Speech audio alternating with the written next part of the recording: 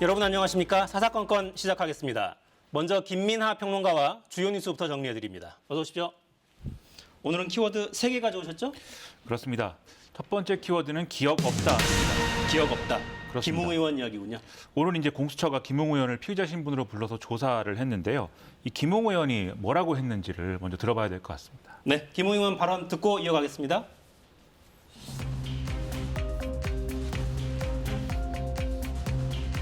윤석열 수사차가 될 것이라고 말씀을 드린 적이 있습니다. 국민 여러분께서 분명히 판단을 해주실 거라고 생각을 합니다.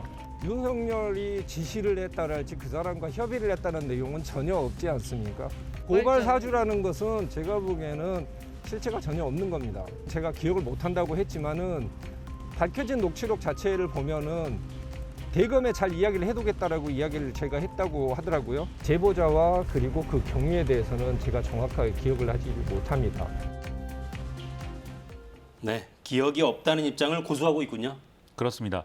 이 공수처 수사의 초점이 사실은 이 기억이 없다는 부분이 핵심인데요. 그러니까 그 당시에 이제 이 김웅 의원은 고발장을 손준성 검사로 추정되는 사람으로부터 전달을 받아서 이것을 다시 제보자인 조성은 씨에게 전달을 한 다음에 이 서울 남부지검에 접수를 하라든지 그다음에 대검에 접수를 하라든지 이런 지시를 한 것으로 나오지 않습니까? 그러면 이제 이 녹취록을 통해서 확인된 이 지시를 하고 뭐 이렇게 한 이유가 뭔지 그리고 그 녹취록에 보면은 고발장 등은 저희가 좀 준비를 하겠다 이렇게 표현이 되어 있는데 그 저희는 누군지 이런 것들을 공수처가 조사를 해야 되는데 이 대목은 지금 다 기억이 안 난다 이렇게 얘기를 하고 있고요. 그리고 다만 공수처가 이렇게 수사를 하고 있는 의도에 대해서 지금 윤석열 이 전 총장을 겨냥한 정치적인 어떤 수사를 하고 있는 것이다라고 주장을 하는 그런 상황이 계속되고 있는 겁니다. 네, 그러니까 핵심은 윤석열 총장이던 시절에 검찰이 실제로 고발을 사주했느냐 이 부분일 텐데 공수처의 수사가 윤 총장까지 향해 가려면 어떤 퍼즐을 좀 더 맞춰야 됩니까?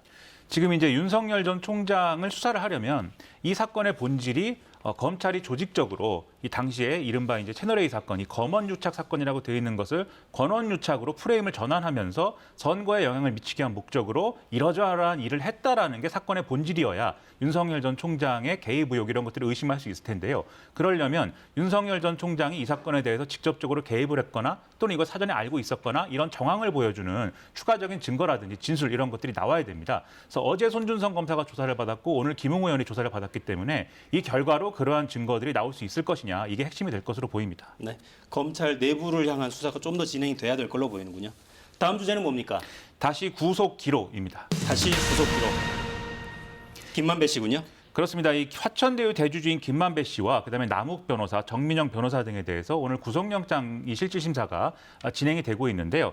이것도 관련 영상을 이제 같이 보시겠습니다. 네, 김만배 씨가 첫 영장 기각 20일 만에 다시 구속 기록에 섰습니다.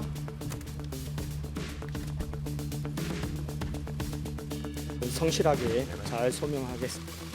아직 뇌물 횡령 배임 등 모든 혐의 부인하십니까? 네, 그렇게 뭐 많이 줄 이유도 없고 그렇게 큰 액수가 큰 부분을 이렇게 약속할 이유도 없습니다. 그러니까 그런 건 다 곡해고 오해입니다. 저희는 그분의 그 어떤 행정 지침이나 이런 걸 보고 한 거기 때문에 그분은 그분 나름대로 최선을 다하신 거고요. 이재명 지사에게 배임 혐의가 적용이 안 되면 본인에게도 적용 안 돼야 된다는 생각이신 건가요? 저는 그런 취지로 말씀드린 적은 없고 변호인 측에서 그 시의 어떤 행정적인 절차나 지침에 따랐을 뿐이라는 건데 언론이 조금 왜곡한 것 같습니다. 네, 김만배 씨는 오전에 출석해서 3시간 반 넘게 심사를 받고 나왔고요. 남욱 변호사, 정민용 변호사는 오후에 지금 출석해서 영장 심사를 받고 있습니다. 이들에게 적용된 혐의를 좀 정리해 볼까요? 일단 기본적으로 이제 이 성남도시개발공사 본부장을 지낸 유동규 씨에 대해서 검찰이 지금 추가 기소를 한 상황인데요.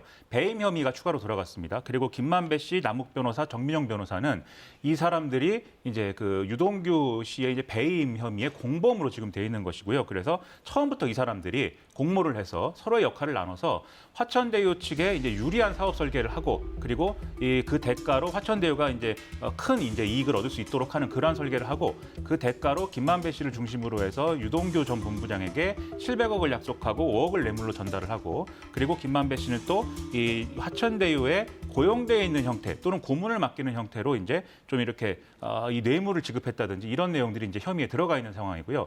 남욱 변호사와 이제 정민용 변호사도 이러한 혐의에 같이 역할을 나눠서 이제 가담했다 이런 내용으로 지금 영장이 청구된 상황입니다. 네.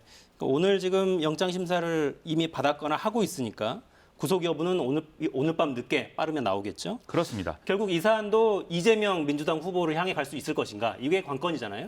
아무래도 이제 유동규 전 본부장에 대해서 배임 혐의를 적용했기 때문에 그 당시에 이제 인허가권이라든지 이 사업에 상당한 개입의 어떤 그런 권한을 가질 수밖에 없는 성남시장을 지냈던 이재명 후보에 대해서도 당연히 이제 배임 혐의를 적용할 수 있는 거 아니냐 이제 이런 주장이 일부에서 나오고 있는데요. 이와 관련돼서 김만배 씨 측에서 오늘 좀 의미심장한 어떤 논리를 내놨습니다. 그게 일부 언론에 보도가 되기를 이게 김만배 씨가 배임 혐의를 받게 된다는 것은 결국 이재명 시장도 배임 혐의를 피해갈 수 없는 거 아니냐 뭐 이렇게 얘기를 한 걸로 보도가 됐는데 오늘 김만배 씨가 출석하면서 한 얘기는 같은 내용인데 좀 결이 달라요. 그래서 이게 이재명 당시 시장은 최선의 설계, 정책적 판단에 의해서 최선의 사업 설계를 한 것이고 우리는 그에 맞춰서 이제 공모를 준비한 것뿐이다. 즉 이재명 시장이 배임이 아니기 때문에 나도 배임이 아니다. 이렇게 주장을 하고 있는 것이거든요. 결과적으로는 이 이재명 당시 후보까지 이제 좀 이런 좀 이 수사가 연결이 되려면 이 사안에 대해서도 똑같이 화천대유에 이제 이익을 몰아주기 위한 구체적인 의도를 이재명 당시 시장이 가지고 있었는지 그러한 것들이 확인이 돼야 되는 것이고 거기에 대해서 예를 들어서 이재명 후보가 이제 자신하고 있듯이 이런 한 푼 받지 않았다 이렇게 얘기를 했는데 혹시라도 이런 뭐 오간 돈이 있다든지 이런 것들이 확인돼야 되는 그런 상황인데 아직까지는 검찰 조사에서 거기까지는 진행이 안 되고 있는 그런 상황입니다. 네. 혐의가 구속이 필요한 만큼 위중한지 소명됐는지 법원의 판단 한번 보시죠. 다음 주제는 뭡니까? 역대 4번째입니다. 이 우리가 이제 그 단계적 일상회복에 들어간 지 3일차가 됐는데 오늘 신규 확진자가 2,667명이 발생해서 좀 정리해봤습니다. 네. 방역이 완화됐으니까 확진자 증가는 불가피할 텐데 지금 의료 체계는 어떻습니까? 일단 확진자 급증은 불가피하죠. 말씀하신 대로. 그래서 하루 동안 지금 1,078명이 늘어난 그런 상황인데 이런 것들이 지속되는 것 이거는 불가피한 상황이 있습니다. 그러나 이제 역시 중요한 것은 이제 중환자 전담 치료 병상 가동률이라든지 이런 게 중요한 건데요. 이 화면에 보시는 것처럼 이제 중환자 전담 치료 병상이라는 것은 지금 이제 가동률이 46.1% 그래서 이용 가능한데 599개 병상이 지금 남아 있는 상황이고 감염병 전담병원 병상도 53.4%가 가동 중입니다. 그러니까 이 가동률이 상당히 빠르게 올라가고 있는 상황이고요.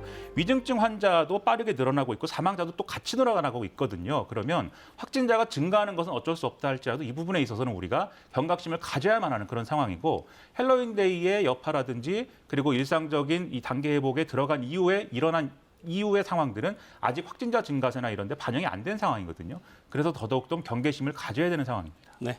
방역 당국은 병상 가동률이 75%가 넘으면 긴급 멈춤, 다시 방역을 강화할 수 있다. 이런 입장도 내놨습니다. 지금까지 김민하 평론가였습니다. 수고하셨습니다. 고맙습니다.